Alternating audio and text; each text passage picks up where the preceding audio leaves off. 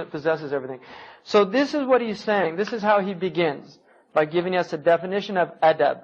And ultimately, and then he says, مُبَادِرًا لِأَمْرِهِ وَمِنْ دَخَلْ. Dakhalun in Arabic is a hidden fault. It's a aib inside you that nobody sees. And he's saying, مُبَادِرًا لِأَمْرِهِ, quickly go to what he's commanded you to do, and beware of this isa'at al-adab, this hidden fault of bad adab with Allah, having bad courtesy with Allah. And it's very subtle, because there's a hadith that says, إِنَّ أَحَدُكُمْ لَا يَتَكَلَّمُ بِكَلِمَةٍ لَا يُلْقِي لَهَا بَالًا وَتَجُرُّهُ 70 خَرِيفٍ فِي النَّارِ. One of you will say a word, and he gives it no consideration at all, and it will take him 70 years into the hellfire. So the point is that adab it's a subtle thing, and loss of adab. And this is why one of the things that you learn in diplomatic circles is there's something called protocol. And very common amongst people who get into circles that they really don't belong in is they make breaches of protocol and they don't even know it. And everybody else is totally aware of it. Now this is exaggerated in a genteel society where all the forks, there's like for every, and it's obviously an object of comedy in a lot of films, where somebody will not know which fork or knife to use with the salad and he's making a fool of himself. It's a breach of adab. Right? And sometimes you're aware of it, but other times you're not. Right? Now, obviously, with Allah subhanahu wa ta'ala, there are many things, if you don't learn the commands of Allah, you won't know when you're breaking them. If you don't know what a stop sign is, you just pass through it. You know, somebody said, didn't you see that what? The stop sign. Oh, that red thing? Is that what that means? Yeah. If you don't know what it means, you don't care. You just go right through it. Right? But the problem is, accidents happen that way. And with Allah, bad things happen. When you breach adab with Allah, bad things happen. You bring harm on yourself. This is why he's saying, fi ayyi wajh, this should be a serious fear of yours to have. And I was once in Mauritania, and I was with this sheikh, and we saw this mouse, and it was coming out of this hole. And it would come out, and if it just heard one sound, it would stop and shoot back into the hole. And he said, that's taqwa. You know, that is taqwa. It's you're worried about getting eaten alive by your own mistakes, right? So you have this kind of wajal, or this fear of Allah. Now ultimately, it turns into love. I mean, that's the highest maqam, and he'll get into that later. So our fear is not like, Allah's this horrible. No, on the contrary. But you don't want to incur the wrath, because Allah does have a wrath. And then he says, here, I'm going to go through this quicker than I did the last time, because we need to get on with this. And then he said, إِن تَتَحَقَّقْ بِصِفَاتِكَ تُمَدْ يَا أَيُّهَا الْعَبْدُ بِأَوْصَافِ الصَّمَدِ. If you realize your attributes of servitude, you are assisted with the attributes of the independent one. What this means is, if you have haya, if you have dhul, if you have faqr, right? Poverty, right?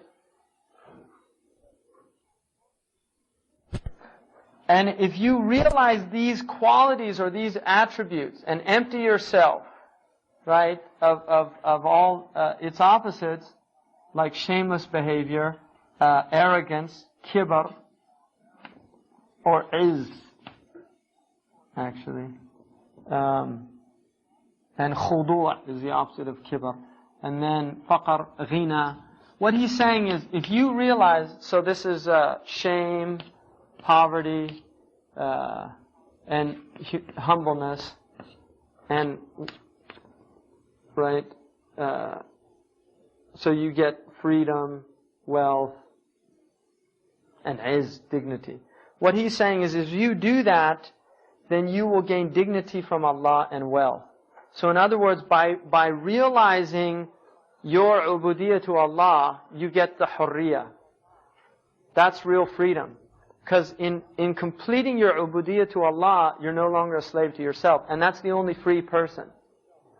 Right? Anybody who's a slave to... If you can't control yourself, you're a slave to yourself. Somebody can say, I'm free. But then when the food shows up, they can't stop themselves. That's not freedom as far as a Muslim is concerned. Somebody say, I'm free. But when an opportunity to have illicit relations emerges, they can't control themselves. Right? Even if they're the President of the United States. Right? Seriously. He's a Rhodes Scholar, went to Cambridge. Highest levels of education. And yet he's a slave to the lowest aspects of himself. He can't control himself. Right? And that, for us, that is not a free person. That is Abdul Hawa. He's slave of his passions. So Abdullah is the one that when that situation arises, he has taqwa of Allah. And even though the temptation might be there, the desire, because human beings are human, the shahwa might be there, something like that, he can control it. Because he's not a abd of it. He's a sayyid of it. So if it's the wife or the husband, then the shahwa is mubaha, it's permissible. But when it's illicit, khalas. And that's the hur. That's somebody who's free. Same with any other shahwa. You look at all of them. They're all the same. And those are the more common ones. Imam al-Ghazali says the stomach and the genitals are the two dominant ones. If you can control those, the other ones are easy. But the tongue is the same. There's people who can't stop backbiting. You tell them. You can tell them. And I've seen this amaze me. I've seen this literally. I've pointed out to somebody something, and then less than 3 or 4 minutes later, they just start saying the same thing without even being aware. I've seen, and I'm sure I've done things like that as well. I mean, I'm not pointing out, but I've seen that many times. So there's that exists in us, this inability to control our tongues, to speak badly about others, to say things that we really shouldn't be saying, and people can't control it. They can't control it. So learning to control the tongue is a major thing. All these type of things. So if you realize this, you'll gain izzah and wealth from Allah. Now, part of the problem with human beings is they don't want to be impoverished. They don't want to be humbled. They don't want to be, because they perceive in these qualities abjectness. I don't want to be poor. Right? And yet the Prophet ﷺ chose poverty over wealth. He chose it. He didn't have any money in his house. He slept on the floor on a bed made out of some leather and palm fibers. Right? He didn't have any jewelry. He had 2 pillows in his room where guests used to come. Total poverty. In this culture, if that's the way somebody lived, they'd be in a state of total humiliation. Why? Because they're looking at what other people think, not what's the best thing for me. So what he's saying is that you'll have dignity with Allah. You're mu'azzaz with Allah. You're mu'azzaz with Allah. I mean, look at in Surah Yasin, the prophet who came, they came to warn the people, and the people were threatening them. Allah says, "Azzazna bi thalithin." We gave them izzah with a third. So Allah gives izzah to whoever He wants. يَعِزُّ مَنْ يَشَاءُ وَيُذِلُّ مَنْ يَشَاءُ. Right? Allah تُعِزُّ مَنْ يَشَاءُ وَتُذِلُّ مَنْ تَشَاءُ. You give izzah to whoever you want, and you humble whoever you want. Right? I mean, you look now at people in the world who used to rule the world, and now their offspring are begging. They're begging. They used to rule the world, and now their offspring are begging in the streets. Right? It's an amazing thing, and Allah can do that to any people He wants. And so the secret of creation is that if you realize the opposite attribute, that Allah gives you its opposite. In other words, if you realize humility before Allah, Allah will make you aziz before the people. But if you're arrogant with Allah, He'll maybe let it go for a little while, but when He takes you, He completely humbles you before everybody. Right? That's what happens. And so this is a big secret that He's giving us. So He's saying, indeed, there's no... And then He's reminding us, وَلَا نَجَاةَ كَنَّجَاةَ الْقَلْبِ. there's no salvation like the heart's salvation. Right? None. إِذْ كُلُّ جَارِحٍ لَهُ مُلَبِّي. Because every limb answers the heart. See, what he's saying is if your heart is saved, your limbs are saved. But if your heart's not saved, your limbs aren't saved. And this is why there's a hadith that the tongue, the heart lies under the tongue. Right? Now the tongue is the most, it's called tarjuman al-qalb. It's the interpreter of the heart. Because it's telling you what's in the heart. That's why a munafiq is so wretched, because he's saying with his tongue what's not in his heart. And that's not what the tongue was created for. It was created to express what was in the heart. So he's oppressing his tongue and his heart.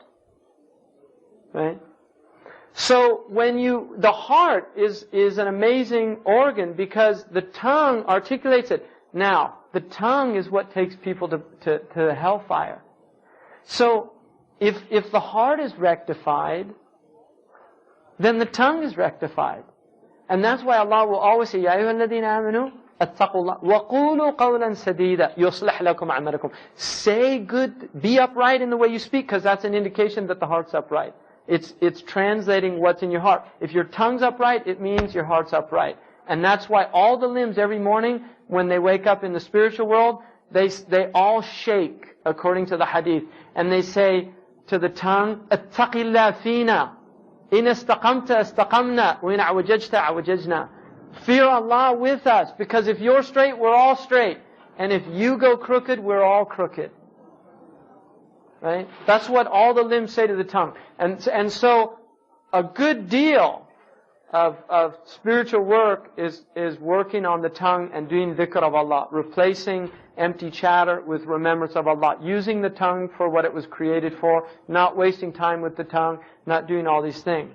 So the tongue is important, but the most important thing is the heart. And what he's saying is that بَعَادَ وَصْلِ الْبَدْءِ, and he again does a play with the adab, right? After the foundation of this beginning, which is adab, once you've realized adab, and realize that that's the whole point of existence in this world, is to have adab with Allah and with the creation of Allah. That's why you were created. To have adab with Allah and to have adab with the creation of Allah. Which is why the Quran is called Ma'dabatullah, the place you learn adab. It's in the hadith. It's Ma'dabatullah, the place you learn adab. So it was sent or revealed to teach us adab. After you've done that, then he's saying, فَالْإِتْقَانُ لِعِلَلِ الْأَفْئِدَةِ الثُّنْيَانِ. The second thing to put on your foundation is to know the diseases of the heart.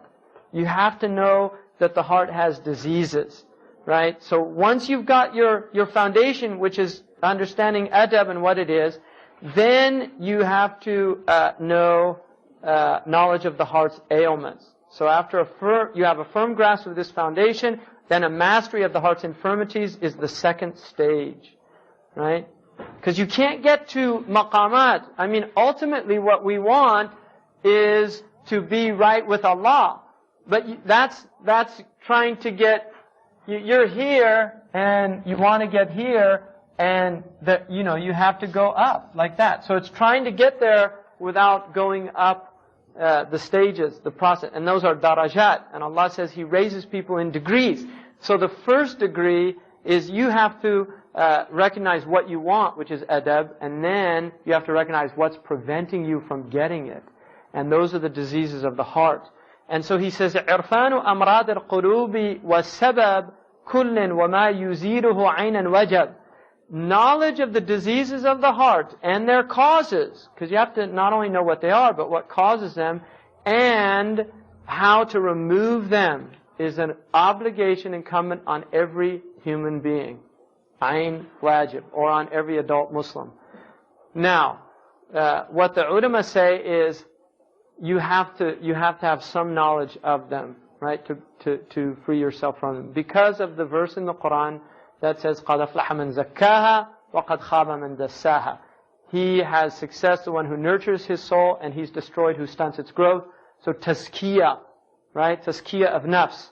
right? And also because Allah says, يَوْمَ لَا يَنْفَعُ مَالٌ وَلَا بَنُونَ إِلَّا مَنْ أَتَى اللَّهَ بِقَلْبٍ سَلِيمٍ. On that day, nothing benefits them, neither wealth nor children, only the one who comes to Allah with a pure heart.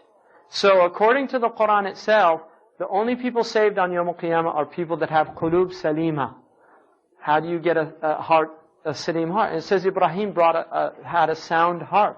Qalbun salim. So we want a qalb salim. How do we get a qalb salim? And it's interesting that salim is related to aslama, right? Aslama, Islam is moving towards that, aslama. He says that this is the ruling of the Imam al-Ghazali. There's a biographical note, you can read that about Imam al-Ghazali, who's really the master of this science. And this poem is really an abridgment of Imam al-Ghazali's 4th volume of the Munjiyat and the Muhlikat and the Munjiyat. Those things that save us and those things that destroy us. But he is the master, radiallahu anhu, of this science, and he's the mujaddid of the 5th century by consensus, by ijma' of the ulama that came after him. What is the proof of Islam? Hujjat al-Islam, that's a name that he was given. The proof of Islam. Hujjat al-Islam. That's his name. In other words, what it says is that the fact that Islam can produce somebody like Imam al-Ghazali is a proof that it's true. That's a proof. He himself is a proof of the truth of Islam. That's what that means. And he has massive impact on Christianity as well. People don't realize that, but he had an incredible impact on Christianity. His books were all translated into Latin within 100 years after his death, which is phenomenal. And a lot of their theology was from him. Also, the refutation of the philosophers, Tahafut al-Falasifa, is a very important book that he wrote, The Incoherence of the Philosophers.